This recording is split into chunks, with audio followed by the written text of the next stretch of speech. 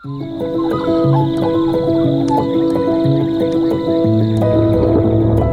up in Wellington was full of fun and family and connection. I picked up a guitar when I was like 11 and I never put it down since, so full of music.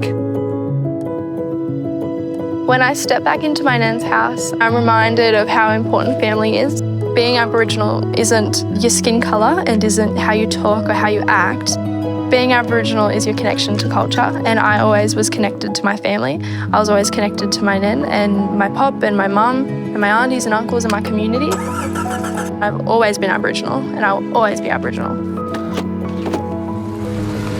Growing up, I had different things that I wanted to do. I went through different phases. At some point I wanted to be a zookeeper, and at one point I wanted to be an astronaut. No one who ever knew me would think that I would ever want to be a teacher.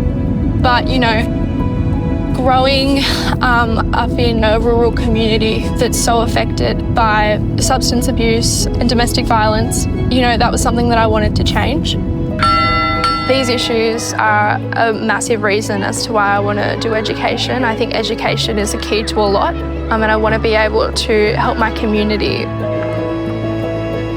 I first heard about the YAPUG program online, and I thought, hey, that's cool, that's something I could do. It allows you to do different subjects at no cost. It definitely changed my mindset, allowed me to develop more skills and become a better learner and a better educator. Doing YAPUG was the best decision I ever made. I ended up figuring out exactly what I want to do and finding my calling. Here's where my heart is, so I would love to come back to Wellington. My community gave so much to me and I want to give back to my community. I'd love the beach my entire life. Surfing gets you up early, it gets you out in nature. The only metric of surfing is how much fun you have.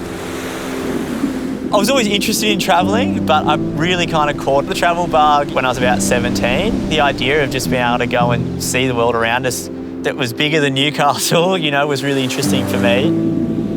That period of travel in my life was about 8 years. Launching into adulthood, I think, was something I probably avoided for quite some time. I was kind of hoping for this revelation moment, being like, oh, that's what I want to do. I'm coming home and I'm doing that, which didn't actually really come for me.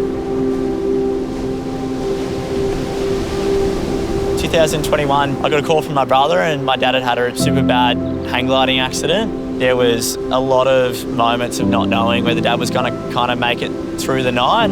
I had a lot of good time in the hospital, getting to see, doctors and nurses and all the other allied health at work just do incredible work with Dad. It was a really, really heavy experience, but I guess it kind of shook me a little bit, and I was like, what am I doing with my life? And that time really started igniting that passion for me of being like, hey, maybe this is actually something I want to go and do now. For me, what Open Foundation was, is it was just a perfect step towards education, especially after having such a big break. It gave me the tools to understand, what does uni life look like? What does education feel like as a bit more of an adult? How do you write an essay as a 28-year-old? How does that work? How do you structure study time and stuff like that? So they were really good at stepping me through that process. I mean, it's free. It's pretty ridiculous. I'm 6 weeks now into my 4th year of medicine. This is the big scary year, as people refer to it. It's through Open Foundation. The trajectory where I imagined I would be is just completely different. So yeah, it's a pretty incredible experience. I can't wait to be able to inspire young people to be their true selves and to be the best of their abilities. It doesn't matter what road you want to take, what career pathway you want to take, what education pathway you want to take. Just as long as you are 100% authentically yourself, then that's the best that you can possibly be.